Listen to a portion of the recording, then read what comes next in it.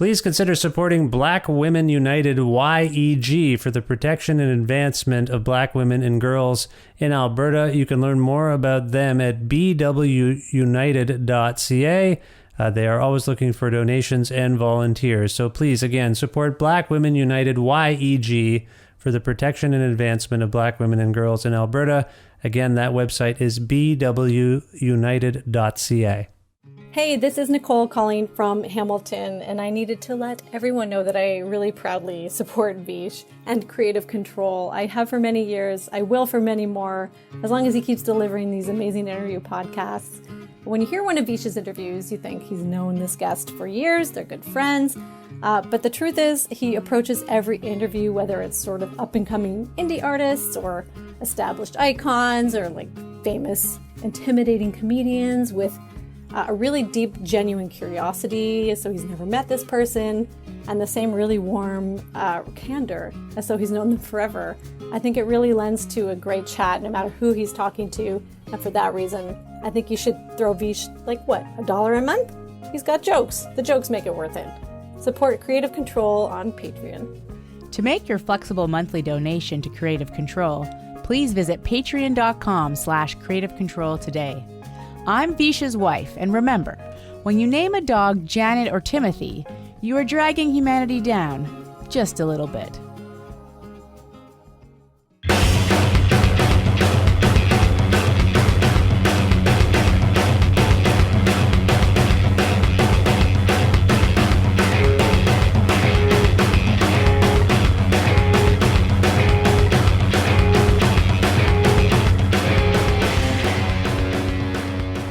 METZ is one of the best and most explosive rock bands in the whole wide world, and they remain headquartered in Toronto, Ontario.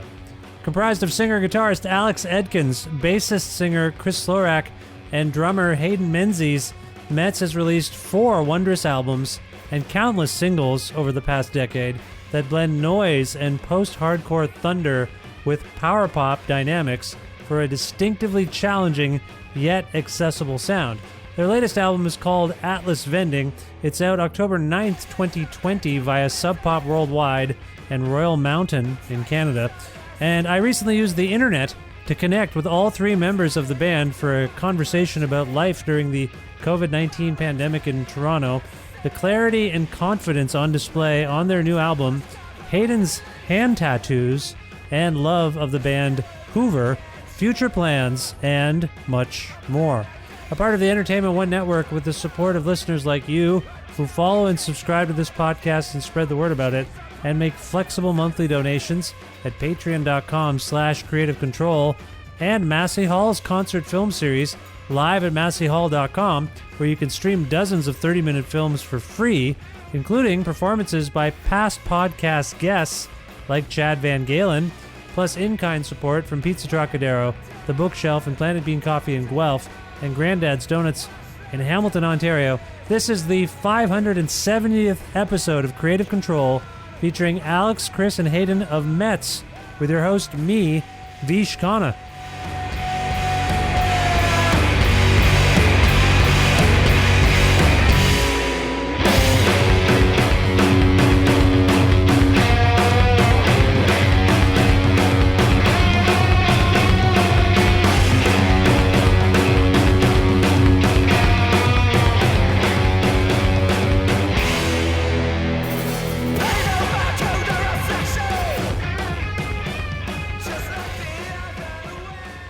Hey, METZ, how's it going? Hello. Hi there. There's only one of you. Hey, Hayden, how you doing? I'm well, thank you. Nice to see you. Nice to see you, Hayden and Chris and Alex. It's nice to see you all. Hayden, let's start with you since you jumped 4th there. Where in the world are you today? I'm at my dwelling in Toronto. Oh, how are things in Toronto today? I haven't left the house yet, so I'm inside. It seems to be fine. It's a little humid.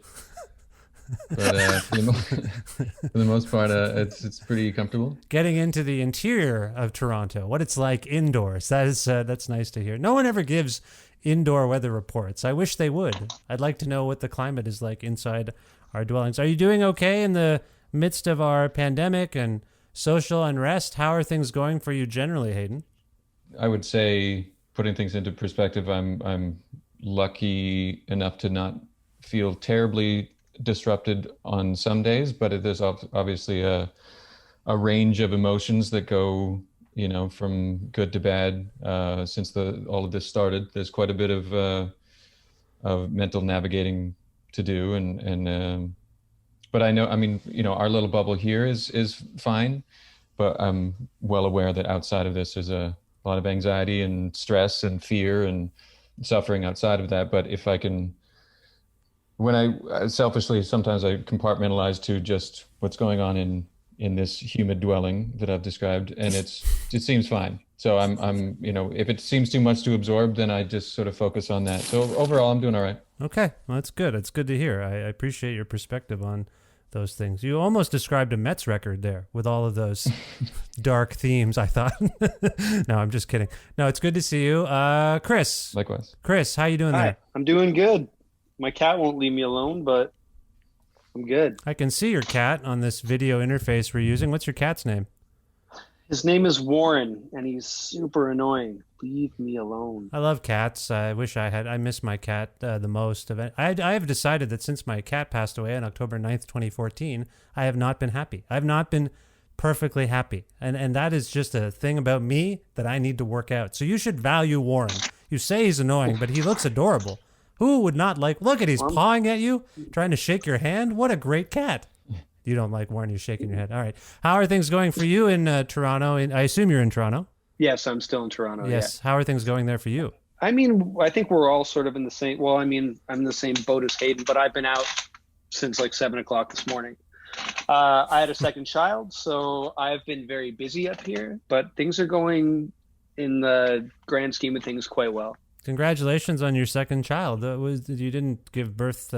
First of all, you didn't give birth. We know that. That's how biology works. But let me just say this. Did you have the child during the pandemic, or was it prior to the pandemic? Right in the middle of it in May. Oh, my goodness. So it had hit, and it was like kind of getting extreme, and then a baby arrived. But it's kind of perfect because you're stuck at home, right? Yeah. That's. I've talked to some particularly touring musicians who say, you know what? Flip side, hanging out with my family, and I never get to do that. I'm usually gone. So you're doing all right. All right, that's good. That's good. Good for you. Alex, are you there? I am. How are you doing? You look a little forlorn, thinking about how to answer this question about the state of affairs. That's right. I am trying to be optimistic and look at things like you said. We would have been gone all August, in Europe. We had a bunch of festivals booked, and instead I've been able to stay home with my family and really try to soak that up and see the bright side of that situation. So it's been really great in that way. And I can't really complain. We're healthy and we're hanging in. Yeah. That's my perspective too. We're healthy. In our case, my wife and I are working our day jobs from home. Our kids are. We did a thing as we're speaking. School has just started. I forget. You are all. Are you all parents right now?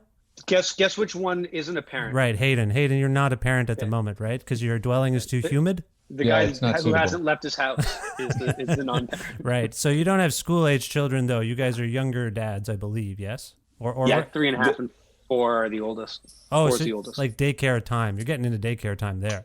Potentially Kindergarten. Junior kindergarten. Yeah. Okay. So we have kept our children at home for virtual learning, and it's quite a challenge. And so that is part of the challenge. All this time at home, stuck at home, you got to really adore the people you're staying with. And some days you do, some days you don't. Some days you wish you could all get the hell out. I mean, have you found this, Alex? Like, are you getting a little stir crazy? For sure. I think he's now back at school, but when my son was home, my wife was working full time from home, and I guess it was sort of my turn to try to be a teacher of some sort, try to keep things fun and educational when possible. And I have a absolutely brand new appreciation for teachers and daycare workers. They're doing incredible work, and their skills and patience and everything is like something I don't think I understood fully until tasked with it, in that kind of way. So yeah, much love and respect to people who do that every single day and take care and educate our kids. Yeah, absolutely. I'm with you there. Chris, a similar question. Are you, I mean, like we've been discussing, great to be a parent at home on the one hand, on the other, you're like, what the hell? Probably. How are you doing? Some days are crushing, and then some days are a total joy. Yeah. It's, I think it actually just depends on how everyone wakes up.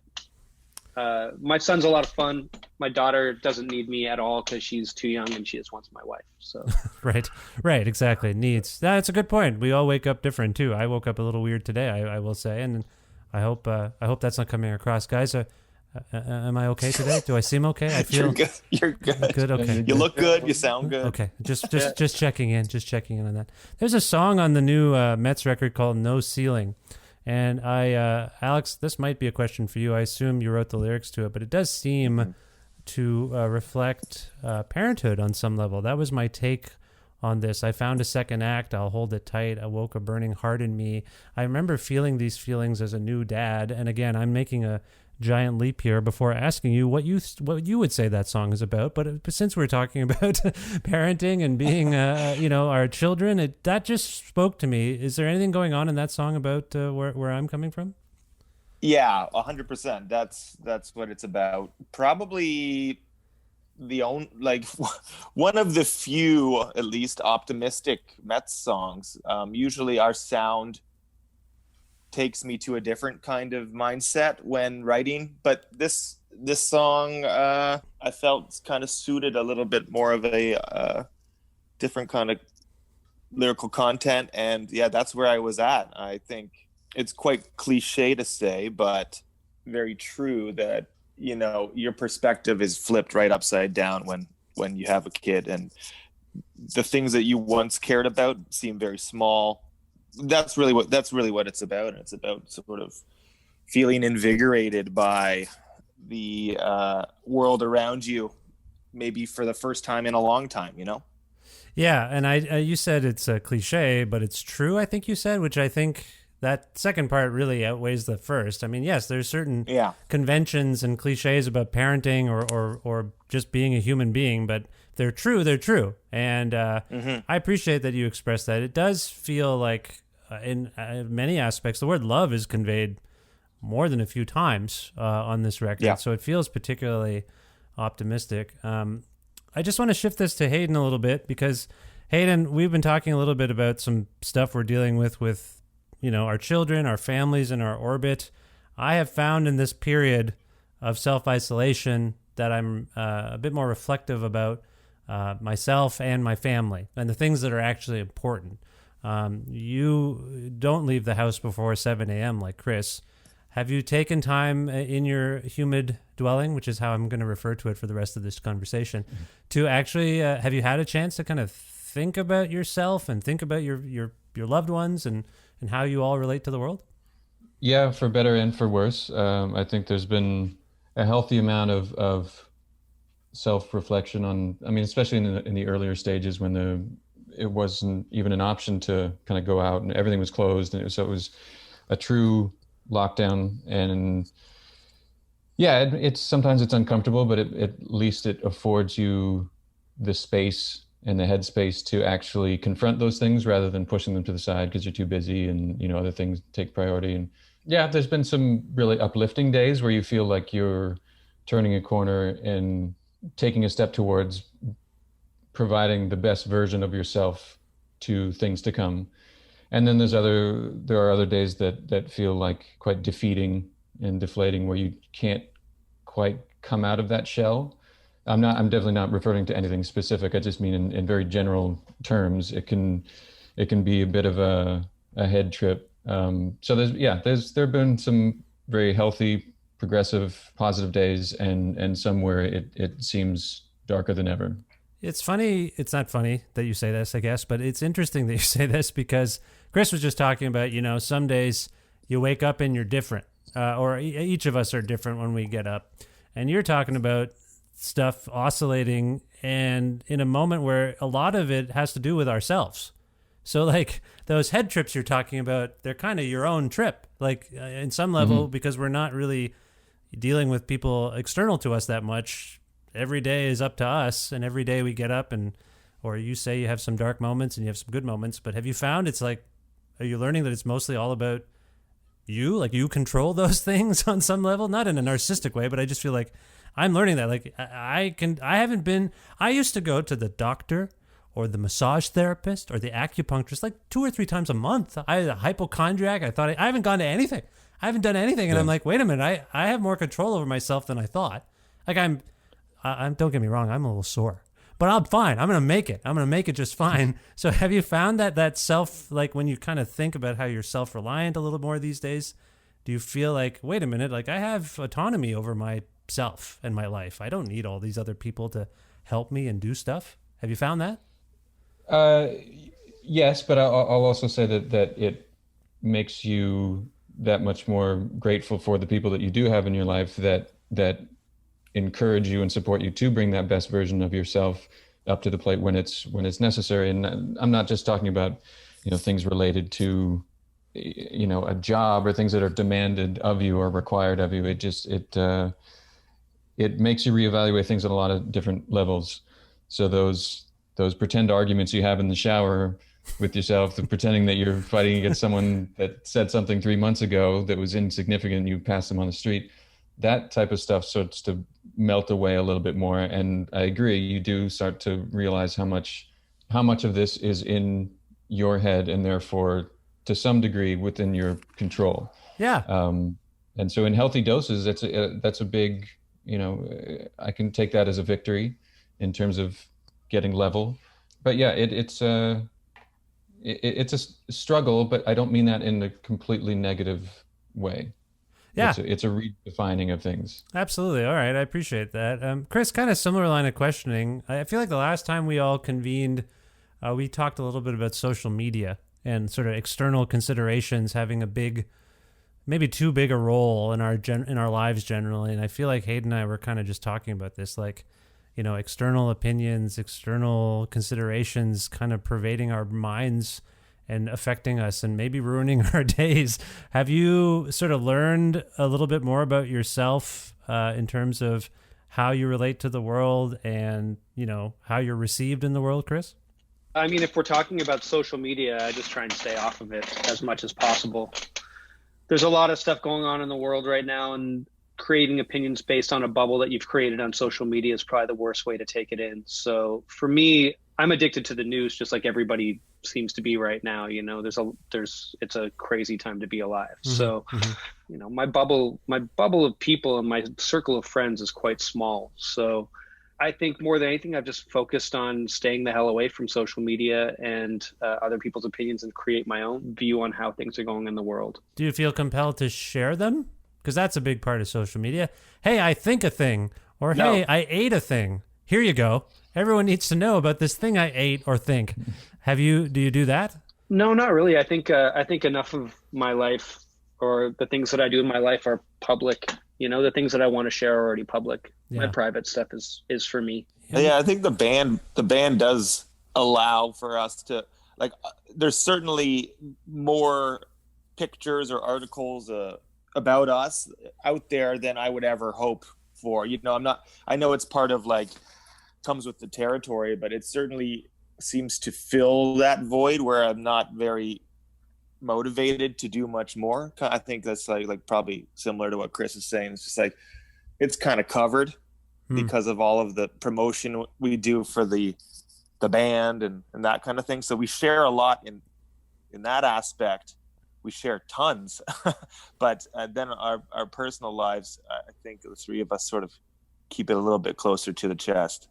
Yeah, you've often released blurry photographs of yourselves or distorted photographs of yourselves. It does seem, to your point, Alex, like you guys didn't want to be personalities, so to speak. You're an entity. METZ is a band. Yes, very much so. Yeah. And yeah, I think it just comes from old-fashioned self-consciousness. Like I think those early photos were like, where in some ways I feel quite shy and quite self-conscious, just like probably most people. But yeah, I don't want to have my face plastered all over the internet. It's like I'd rather not. Yeah. I mean, even within your approach to recording, your voice is often distorted. If I was just quoting lyrics to you from a lyric sheet as much as I was from hearing you sing them. I think if I didn't have this sheet, I wouldn't have that clarity. So that's interesting too. Like you're screaming, you're putting stuff out there in a way that is kind of pure expression, almost. Yeah, and I think that's kind of changing throughout each step forward with each new album. I think there is a new sense of confidence and clarity, and not only in how we treat vocals and things like that, but lyrical content, and also just where it sits in a mix. Like I think we're pumping those things up more. It's taking more of a front seat to where it used to be sort of buried. So yeah, I just think that comes with a sense of confidence and feeling really kind of like where we want to be kind of musically and not as self-conscious. We, my wife and I often talk about how when we raise our voices in the house, I say it, there's some yelling sometimes by the children, by the parents, and I've come to the conclusion, this is not meant to be a profound statement necessarily, but I made the point in this pandemic, I feel like we yell when we don't want to be, when we feel like we're not being heard. Does that make any sense? Like, I feel like I will say to my son, please sit down, don't get up during dinner. And then I have to say some variation of that 5 or 6 times before my voice goes up. And then my wife will say, hey, you don't have to yell. And then I'll say, I think it's because I don't think he's listening to me and I don't feel heard, so I yell. And I was thinking about METZ and bands that I love that yell and scream. And I was like, maybe that's part of it. That's coming from a place where you don't feel heard. Again, I'm not Dr. Phil. Is this too corny? I just feel like you're... I don't think that's where it's coming from. I would never say I don't feel heard. I think it's more for one, growing up listening to punk and hardcore, and a very stylistic choice, but also what feels like a very natural way for me to sing. I wouldn't say I have a beautiful voice, but I think I feel more comfortable and like myself when singing over top of distorted guitars and loud drums. And so, like I said before, I think that is changing over time, but really it just comes down to us expressing ourselves honestly and in the way that feels most natural. Yeah, I was only making the distinction between what the screaming and the yelling and some of your approaches to singing on this record. And as you say, the way it's mixed, it is, to be honest, a little more not articulate. Your lyrics are a bit more articulated in the mix, I suppose is what I want to say. It's a bit more defined, as you say. I feel like and you say it's confidence. I feel like I will double down and suggest you feel like I'm ready to be heard. I'm not going to hide what I'm saying. I'm going to present it a bit more clearly. Yeah, I think so. And I think it also comes from the guys supporting me and also saying, hey, I think that sounds great. Let's not cover it up. There's that. And there's also working with Seth and Ben and having their, aesthetic input as far as this new record goes. And all of us coming to a consensus of where as a whole the thing's gonna work the best. So yeah, it's definitely a whole bunch of reasons why a progression continues and why things are sounding the way they're sounding. Yeah. Hayden, would you say that Alex has a beautiful voice? He second guessed himself. What do you think? I nicknamed him Angel a long time ago, so that should say it all. That has to do with... he's got a great voice. He's got a great... I think it's great. Do you have any perspective on the evolution of METZ, Hayden, as it's reflected on this new record, Atlas Vending. As I said, I mentioned that we convened for the last record, which was overseen by Steve Albini, engineering it, and I assume that was, instructive as a recording experience in many different ways. Alex just alluded to a couple people you worked with here. Can you elaborate upon that, Hayden? Like the people you worked with and this recording process, and like as I say, just your perspective on how Alex is referring to the fact that he feels the band is progressing, changing. I'm curious about your perspective on that as it relates to this record and the making of it. Can you speak to that? Yeah, I mean, I completely agree. I think it was said a while ago about like I think this band revels in sort of being in flux or constant, motion rather than running the risk of being stagnant. So I think, I don't think that's just lip service. I think we've done a good job of trying to push limits and trying to see what we can pull off and challenge ourselves to, whether that's songwriting, whether that's production choices and or lyrics, even though that's not my department. But I think as a whole, this record is a good indicator of all those things sort of culminating in one place. I think the production choices about the clarity or the sort of fidelity of it, even just, I mean, I don't think I'm giving away too much, but even when we were listening to masters and mixes back, it was more enjoyable to listen back just to make sure that the mix is where we wanted or wherever. It was actually easier. It didn't seem like you get this ear fatigue because we had lifted a bit of this gauze in front of some of the instruments where they're a little more upfront.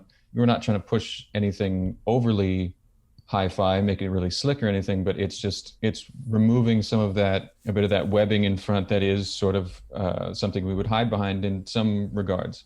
So I agree that some of this ties in with the degree of confidence in moving forward and trying to, if you're going to make a change or move forward to try something new, sometimes it's scary, but we want to reveal it as its true progression rather than saying, well, we tried that song, but we're going to cover it up with a whole bunch of effects and like not really allow it to shine through. So working with Ben Greenberg and Seth Manchester at Machines with Magnets in Providence, they were great in helping us achieve that. I think we knew we wanted to do something different in terms of sound and even just recording. Like we lived there under one roof for 2 weeks and just sort of fully immersed ourselves in this and committed to this batch of songs, which felt really exciting and had this sort of propulsion behind them. Yeah.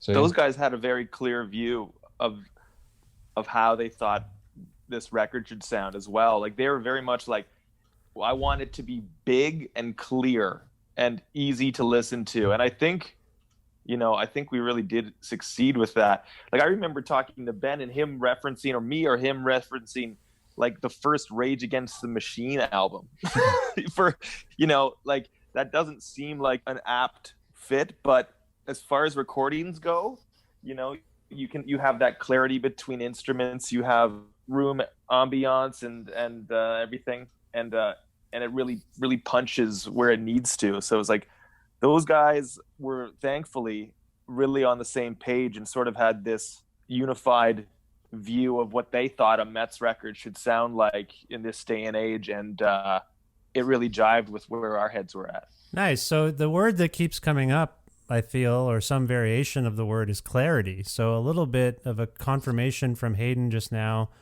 on what you were saying, Alex, about maybe being a little less, being mysterious, having your artfulness, but maybe dialing down the enigmatic qualities a little bit with the fuzziness and the distortion and just the saturation of it. Like distortion, saturation alone, just dialing that back and with the guitar tones just creates, in general, more space for every instrument to sort of breathe a little. And that's one part of it. Yeah. Just to check in with Chris. Chris, do you like what we're talking about?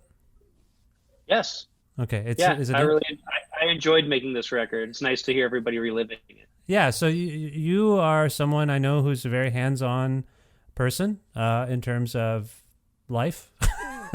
Yeah, you're like me. You like to make sure everything's being done in a way that is, satisfactory to you. It fulfills your vision. was it surprising to hear what these contributors, these collaborators were bringing to METZ at this point in your band's trajectory in terms of what they thought you should be going for? I don't know if I would say surprising. I think we walked in there, we had demoed out this record pretty seriously. So like the songs were ready to go. We made like some minor adjustments in the studio. So when we got in there to make it, I think we were all on the same page and they were on the same page with us. So the work was really fluid from what I remember. You know, it's been a little bit of time now since we made it, but I have, and I'm not going to say that this has been always my feeling when we're recording records, but I have really fond memories of making this one. It was really fun, and like the workflow was really good, and the whole situation was really positive. So yeah, I think we landed with the two people that we needed to land with to make this record, you know, and to make it the way that we wanted to make it. Somebody invoked the notion that you spent 2 weeks making the record, which suggests to me you came in really prepared with songs. Can you talk a little bit about that? Was there anything on this record that sort of showed itself in the studio, as can sometimes happen? Like you came in thinking, it'll probably be like this, and then you started to actually work, and you're like, oh, wait a minute, what was that? Let's go in that direction. Are there any things on Atlas Vending, Chris, that happened sort of by happenstance, so to speak, in the studio? We went in with more songs than we came out with. So there was a couple songs that just sort of revealed themselves to be not totally ready to go. The opposite. Guys, do you have anything to? Yeah, it was sort of more the opposite, I think. I don't think there were many surprises, to be honest. We really did.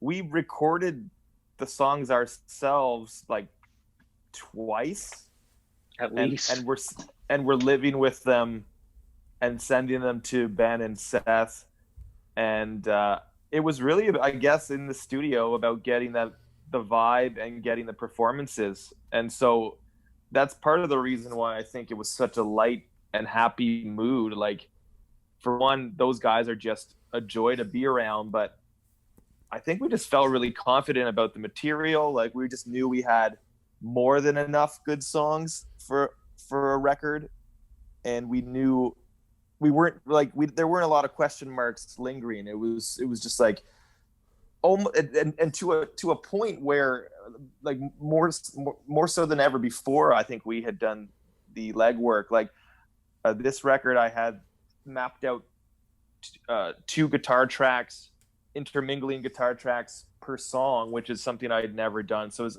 even to the point of like knowing what the overdubs would be. Oh, interesting. Very prepared. Yeah, like it was very prepared, and I think that kind of speaks to just who we are as people. Okay, that's kind of, we prefer that than sort of. We've never been much of a jam band, you know. Like, roll tape, let's see how this. It's like, that's not really us. No, that's fair, and that doesn't. I don't think that would suit a sound as precise as yours, if that makes sense. Yeah. We'll elaborate on songs live, but in the studio it's generally very concentrated. Well, I want to ask a little bit about the writing on a couple of levels.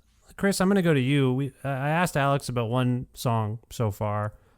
Do you have like an overarching sense of where he might have been coming from lyrically? Like, as I mentioned, I heard the word love, which can be kind of, when you talk about cliches to avoid, I think some songwriters, particularly in sort of hardcore, post-hardcore punk, will avoid love songs, so to speak. But he does invoke love, which I think is a really great sentiment to hear right now, frankly. Anyway, I digress. Do you have a sense, Chris, of where Alex might be coming from in a general sense with the songs on this record? Like lyrically? Yeah, I mean primarily lyrically. We've talked a lot about the sound and how things have kind of been separated. I asked him about one song, No Ceiling, about, being a new dad and actually articulating what that might feel like. I just wonder if you have a sense. I'm going to go to Alex too. Let's pretend he can't hear us and he's not in the room. But we spend a lot of time together, right? Like the last 10 years of our lives, we've been around each other more than most humans spend time with anybody. You might have like your best buddy and you're never around them that much. So I would say lyrically, in hindsight, like reading back the lyrics, yeah, I think I know where he was coming from, and I might know where his head was at the time. He may or may not may agree with me, but I'll say that, like, you know, for each of the records that we've made, I think his lyric writing has grown and gotten stronger and stronger. And this one was the one where it actually felt, this one in particular just felt like it was, I think the lyrics on this record are very, very strong. Yeah. Like, I think with every record they've gotten a bit better, and this one actually hits pretty hard. It's easier to pull what might have been intended from the song. Okay. And it's well put together. Did you want to expand upon his mindset that you were just alluding to, like, or do you want to leave that alone? No, I'm not a psychiatrist, okay. And I'm not going to pretend to be a psychiatrist. But that's all I do. All I do is pretend to be a psychiatrist. Every week I have the show and I pretend to be really smart, and I'm not at all. I'm nosy. There's a fine line between trying to help people and just being nosy, and I think I'm nosy, frankly. No, okay, I appreciate that. I'll go to Alex in a second. Hayden, if I may, similar line of questioning. You're the drummer. You get those vocals coming through those monitors. You know what's going on, maybe more than most. What do you think is going on this record, thematically, lyrically, if I may, if you were to speculate? Well, I think similar to what Chris is saying. I mean, I can say with certainty that the crafting of lyrics and stuff has improved every record, and I think on this one especially, again, it comes back to that theme of confidence, and I think it's an important distinction to make, that confidence is not cockiness, with referring to Alex as in lyrics, but also just the band as a whole. I think that confidence is more about just living with risks and making, it's much more comfortable to take a chance and have it fail than to just, sink back into this template or formulaic process that you've sort of invented for yourself. So I think it was a clear sort of vote of or progression of confidence lyrically, where if you want to say love, you wouldn't try to find another word to replace it. Yeah. It's like, that's what you want to say, so just say it. It's strong enough now. The sentiment is strong enough, and it can stand on its own 2 feet, that he didn't need to disguise words with other things, or and again, that goes hand in hand with the fidelity of the recording of the of vocals. They're not hidden so much. Yeah. We push them in the mix a little bit more, arguably past his comfort level in some ways, but I can't over speculate. But obviously we all know each other very well, and I think there's like the best of us, there are good days and bad. And I think with additions to life that can be this joyous addition, I imagine that can put things in perspective of, how does this weigh the same way it did before? Obviously I don't have kids, so I can't speculate with any degree of firsthand experience, but dude was stoked. That's all I can say. Yeah, he seems stoked. Alex, I'm going to go to you in a second, but Hayden, as you were gesticulating, as you were speaking there, I noticed that, do you now have tattoos on the palms of your hands? Oh, I've had those for a while. You have tattoos in a lot of places, but the palms of your hand, I don't. Okay, here's the thing. I don't have a single tattoo, not even one. And I think if I had tattoos on the palms of my hands and like my bike chain fell off and I had to put it back on and I got all that grease on my hand, I'd be very confused. That's what it looks like to me. What's on the palm of your hand right now? Both palms have tattoos on them? Yeah, this one's a chicken. A chicken? This one's a flower. A chicken and a flower? Shouldn't they be like related? Like, what is the chicken and the flower? Do they have something to do with one another? Are they friends? Do they like each other? Oh boy. Vish is going in, what do your tattoos mean? Great interview, Vish. Yeah, no, it is. It is a good interview. I'm very fond of it. Anyway, Hayden, back to you. Can we mute? I'm going to mute Chris. I was told they would, knowing my physical activities, I was told they would rub off quite quickly, but. Oh, you were told that? Oh, because of the drum. Okay, you thought they were. I don't think that's not how I don't think that's how tattoos work at all. They're very permanent. All right, sorry, I didn't mean to. To Chris's point, dumb interview line of questioning. I just was distracted by it because I just I just was distracted. I'm sorry. Alex, let's go back to you and let's continue our serious conversation about your lyrics. Can you speak to the comments of your band members, so to speak? What do you want to say in an overarching sense about the lyrics on this record? Well, like any one of our records, it's sort of just an internal back and forth. I'm kind of just working things out, and I happen to be in a band, so I work them out in public, kind of. So it's I think whereas Strange Peace was very much about where I was at that moment, this one has a lot of looking back, a lot of nostalgia. It's pulling from experiences and relationships from the past, as well as things I'm going through now. So yeah, I think it just trying to be as honest as possible, and it's kind of, I never go into a song with an idea or kind of purpose to communicate a specific thing. It's you'd be surprised at the things that kind of come out when you're listening to this music and putting pen to paper. So it's sometimes I'm even surprised at the things that pop into my head, and I kind of more and more am trying to just go with that and not question where it's coming from or why, just let it happen.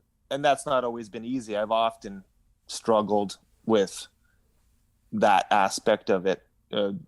Lyric writing is not something that comes natural, but it is something I take a lot of pride in, and I work at it. So yeah, it's really just a working out the modern condition. I think there's a lot of stress and anxiety in this world. I think everyone can relate to that, especially now, and that comes out in these songs. And like all of you have mentioned, there's moments of joy as well in this life, and so that comes out in the songs too. You said nostalgia, which reminded me that the METZ release, I think, I'm going off the top of my head, the METZ release that preceded this album was a kind of compilation of old songs called Automat, right? Is that the last thing? That's the last thing that came out. So is there any, we didn't talk about that, I guess, I at the time, I mean, what compelled you to do that, to put out a kind of to reflect upon the work you'd done that was kind of loose, just to be clear, Automat is what, B-sides, singles, rare stuff. Yeah. Hard. Like, I mean, there was two reasons really. One of them happened to be just the fact that those early 7 inches and songs were getting really jacked up on Discogs and eBay or whatever, and they were the prices of them because they were quite rare. At that time, I think we only toured Canada, and so they're kind of like, they're pretty hard to find for people overseas and stuff. So anyway, they were becoming like impossible to get if you wanted to own them because the prices were getting inflated. So we said it would be nice if we could offer that. If people want them, it would be nice if we can offer that in a proper package for a better price. And then of course there was the part of it where we were, looking back proud of where we started and where we are now. And it was sort of like, it was actually pretty fun to compile that and to look back. And like, there's moments where you go, oh man, that's awesome. And then there's moments where you go, what on earth were we thinking? Like, there's stuff like that. And it's kind of fun to go down that path and not get lost in nostalgia, but, once in a while, I think it's good to remember, where you came from musically and also where where we are currently. Yeah, it sounds like you're vaguely negotiating your identity a little bit, or at least not negotiating it, but maybe just pondering it, where you were, where you are now. That's nice to hear. It's also, I'm happy to hear these 7 inches are so valuable because I have all of them, and now I might sell them. Because you're sitting on a gold mine, You guys know this, but like, I fell in love with this band because of those first, I guess it must have been was it 3 7 inches that kind of came out with similar not similar artwork, but I just remember the first three being really kind of weird. You guys were weird. You were weirder. Yeah, well, that's what's fascinating is we really streamlined things on that first LP. We started off with a much more psychedelic kind of approach. Yeah. Chris is showing them. I have them all. Yes, those are the ones. Did you just reach into my record collection and grab them from the screen? Yes, I have those ones. Those are great. They're really wonderful. And I remember saying to you guys, hey, like these songs, a couple of them remind me of like Hoover or Regulator Watts or something like that. And I don't remember if those bands resonated with you necessarily, but that's kind of where I fell in love. Fell in love with METZ after having seen you. Hayden's always had a love affair with Hoover. The first show ever. Watts. You got to, that was your first show ever? You got to see? First show I ever been to, like even before like a big large scale concert or anything. The first show ever was my older brothers took me to 5 Arlington and saw Hoover. Oh my goodness. That's amazing. I will tell you, we're on the record here, but I'm working on a Hoover conversation for this show. Nice. Yeah, Alex Dunham is apparently, he has messaged me to say he's a big fan of this show, which I was like, what the hell? And he was astonished to be like, what? Like, I'm like, Hoover means the world to me. Like, you're my favorite, I would say my second favorite Discord band, if I may. Maybe second or third. So I was just very excited. It's hard to decide. It's hard to decide, but they're up there. And so Hoover, I hear it still in the band. I hear it in Hayden's playing for sure. And yeah, no, it's cool. This is nice. I'm happy for you guys for your progression because it's fascinating. I think you've hit a sweet spot of those kinds of bands and I guess more in the vein of, verse, chorus, verse, accessibility, so to speak. Earlier, Hayden, you mentioned that the lyrics department is not yours. As I recall, the art department in METZ might be still in your domain. Did you make the cover art and design the stuff for the new record? No, not by a long shot. With the exception of probably those 3 7-inches that you held up, everything is very communal in the art world of band stuff. It's an important factor in every release, obviously, and we all have a vision of what's a good companion to what we do musically. And my stuff isn't. I mean, I'm happy to do T-shirts and stuff like that from time to time, but I think the posters and especially album covers and stuff, those are a band conversation. So I certainly don't. I'll facilitate what I can to get the message across to someone who can do it more precisely, but no, that's very much a band thing. So the reason I broach it, thank you for clarifying that. I'm sorry. I just have a little stream of the download of the record right now, so I don't have all the credits in front of me. So I'm an idiot. I didn't know. I'm sorry. I can't know everything, God damn it. No, but my thing here is, what do you got there? Chris is showing something. What is credits. that? Oh, there's the credits. Oh. Those are the credits. Okay. Well, thanks. Oh, do you already have a copy of the... Oh, you already have it. I don't have it. Yeah. You already have it on vinyl. We got a few copies sent to my house, yeah. Can I see the credits? Can I see the credits one more time? Yeah. Chris is pissed at you again for not doing your research.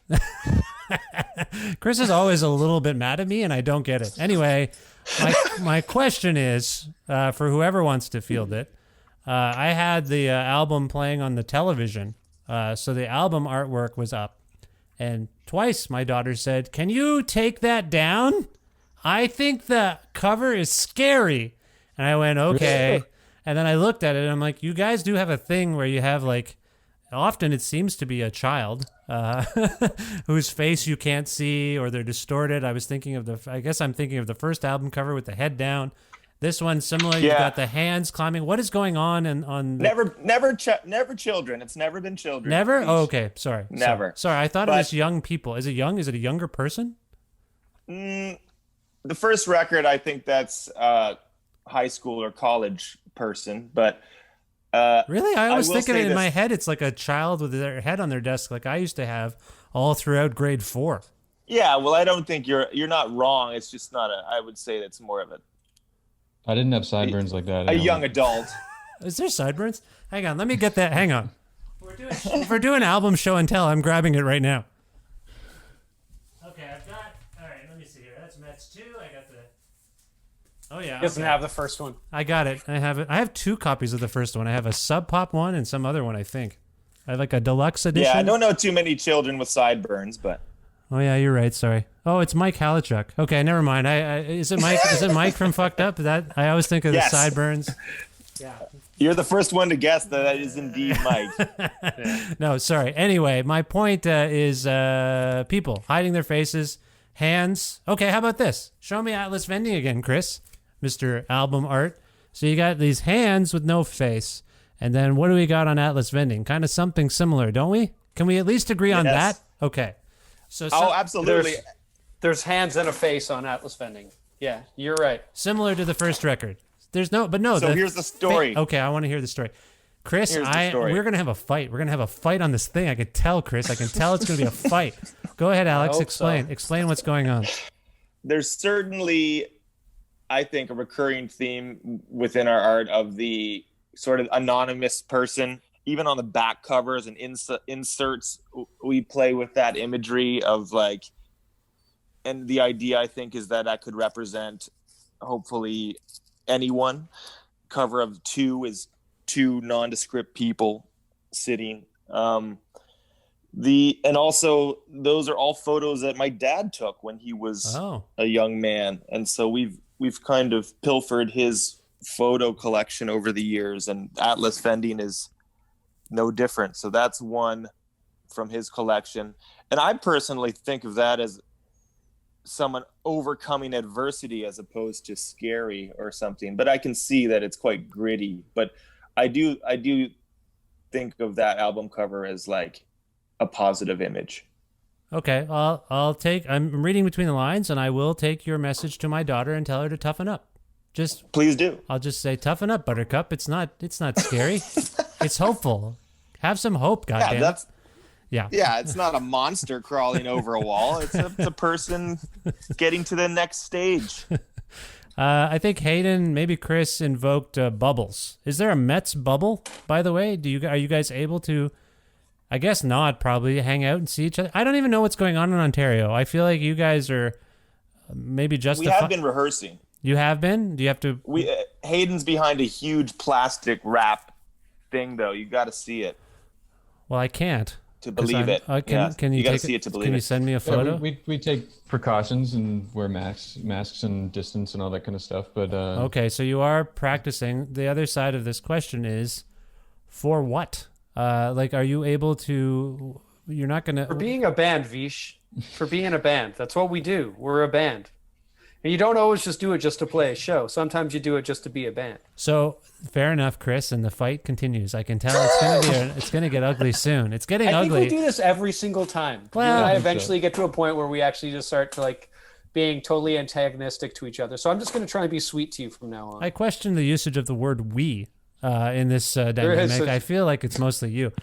But my point here is, right, you practice to be a band. That's fair enough, and I miss band practices because those were fun.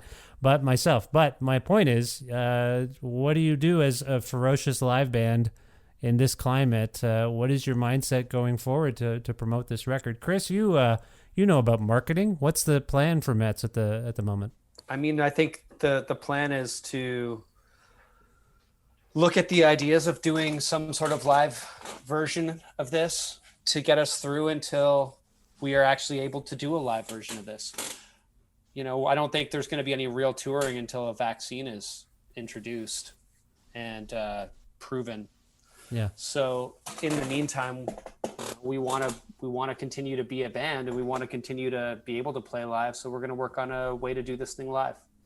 You mentioned, so you're getting together to practice. Alex, have you been, because I ask you, Alex, because you tend to write all of the lyrics? Do you take your lyrics? Okay. Do you workshop things with these guys? Do you say, hey, I can't find a word that rhymes with snuffleupagus. Hayden, you got something? And then he says, well. Yeah, sure. Okay.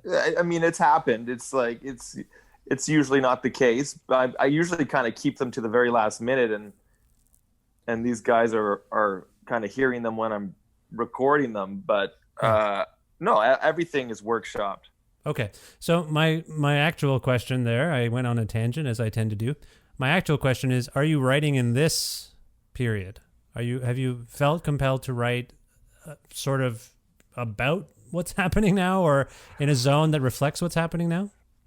Well, not exactly. I have not. Usually after an album is complete and mastered and gone, I usually do jump back into things pretty quickly, and just the complications of this scenario and adjusting, it hasn't been that way this time.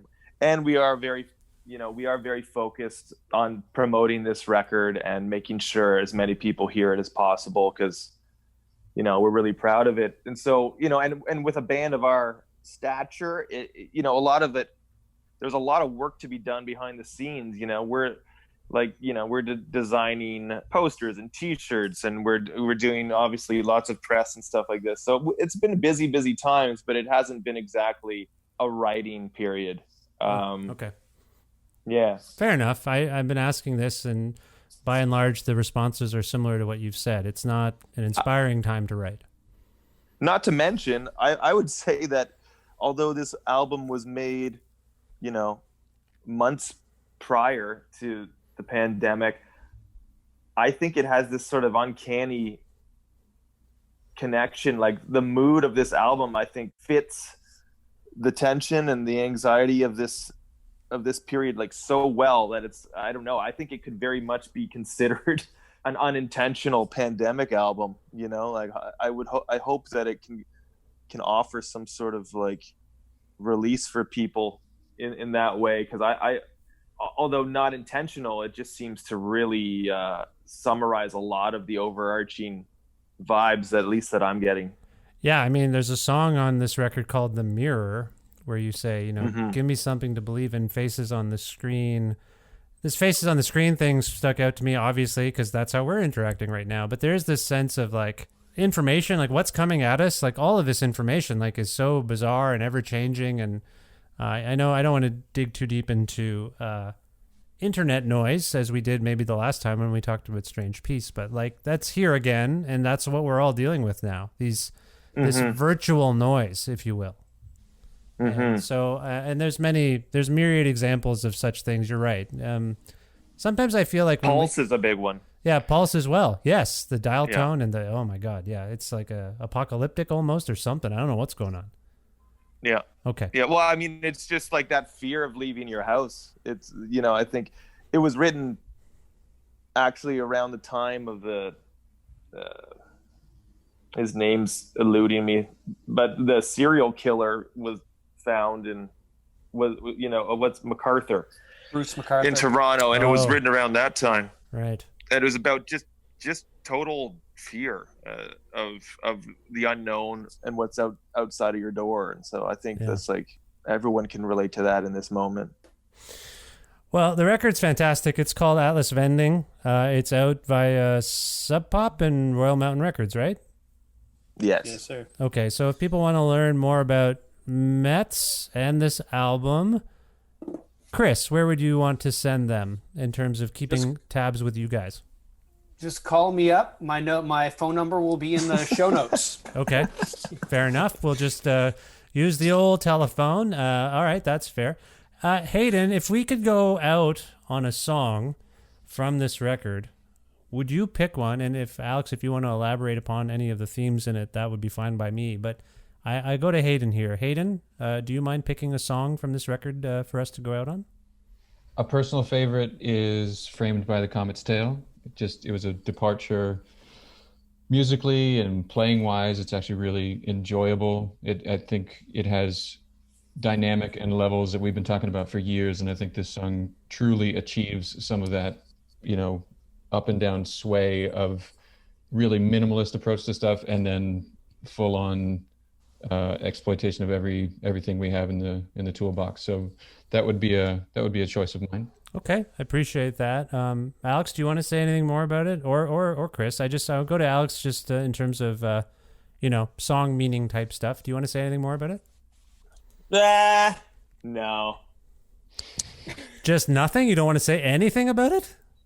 I'll say I love that this is a bit of like, I'd say it's a little tip of the hat to Polvo off the top, and then a little bit of a Echo and the Bunnymen kind of touch at the end, I think. But everyone hears different things, so who knows? But that's kind of where my head's at with that one. I really love that song. It invokes love. It invokes love, but it almost seems to be not about love. Is that fair?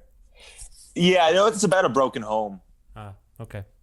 And it's about most of the songs I feel are close to me, and then some are from like a different perspective where I'm looking somewhere else. And so this is not a song about my situation, but someone close to me. So okay. Yeah. I got you to talk about it. See what I did there? I'm amazing. Yeah. Yeah. Chris, do you want to say anything? You have the gift. Thank you. I appreciate that. Chris, do you want to say anything more about that song? I didn't mean to leave you out of that. Do you want to add anything? No, I just want to say I really love you, Vish. And I don't want to fight with you like this anymore. Yeah, I love you too. I love you more than you can know. And I don't want to fight either. And frankly, I don't even think we do fight. I thought it was just a joke. But at the same time, I don't like you. And I'm glad that the conversation is done. That's what I would like to say about it. Here's some music by METZ from their excellent new album, Atlas Vending. This is Framed by the Comet's Tail. METZ, thank you so much for being on the show, and best of luck with everything going forward.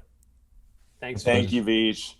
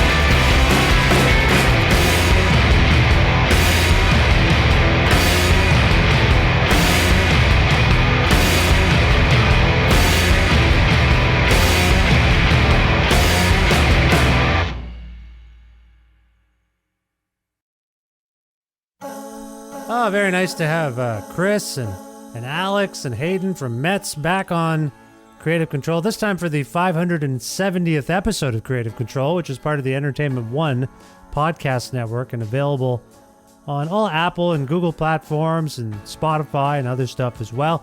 If you can't find an episode that you've heard about and you're looking for it, or if you want to learn more about me and sign up for my semi-regularly scheduled newsletter, please visit my website, vishkhanna.com. You can also like Creative Control on Facebook, I suppose, or follow the show on Twitter at vishcreative, or follow me directly at vishkhanna. Please visit patreon.com/Creative Control to make a flexible monthly donation to keep this podcast going. Again, $6 or more a month, and you get access to some exclusive content that I find from my archives, and I share. I bring it back to life. I find it and I bring it back, and that's what I try to do for people who donate $6 or more. So if you're interested in any of these things that I'm saying about supporting this show, please go to patreon.com/Creative Control. Thanks again to live at MasseyHall.com, where you can watch beautifully captured concerts by great Canadian artists. Also, for their in-kind support of the show, Pizza Trocadero, The Bookshelf, and Planet Bean Coffee in Guelph, Ontario, and Grandad's Donuts in Hamilton, Ontario. They all mean the world to me, and I hope they're doing well. We are apart now. I'm in Alberta, they're in Ontario, so I can't partake of their lovely wares, but I hope they're doing well. Speaking of lovely wares, Jim Guthrie has some lovely wares. Oh, man. And he supports the show with some music that he makes. You can learn more about Jim at jimguthrie.org. And finally, thank you. Thank you very much for listening to this episode with METZ. You can check out the other times METZ have been on the show, or time. Maybe they've only been on the show once. That can't be true. No, that can't be true. I think they've been on 3 times, at least. I'll have to... Do you want me to check it now? I'll just check it right now. I'll go to my website, and then I'll go to... Oh, yeah, look at that. I'm already on the episode page. I'm going to hit Control F, METZ. Episode 351. Episode 184. And that is it. So this is the 3rd time METZ was all of METZ on the... Okay, METZ was all on episode 351. We were cramped in like a Toronto studio. What was episode 184? May 5th, 2015. All of them. Yeah, so I think I've only ever had all of METZ. That's weird. I know I used to interview Alex on his own back in the early days before the podcast. So anyway, well, that's a fact-finding mission for me that I just discovered. 3rd time's the charm for METZ, all 3 members, the number 3. Anyway, thank you. Maybe you'll never listen to the show again now that you know that I'm all about this kind of stuff. But thank you. I hope you follow the show, listen to the old episodes with METZ and all the other old episodes, and I'll talk to you soon. Bye for now. 3 times. Unbelievable.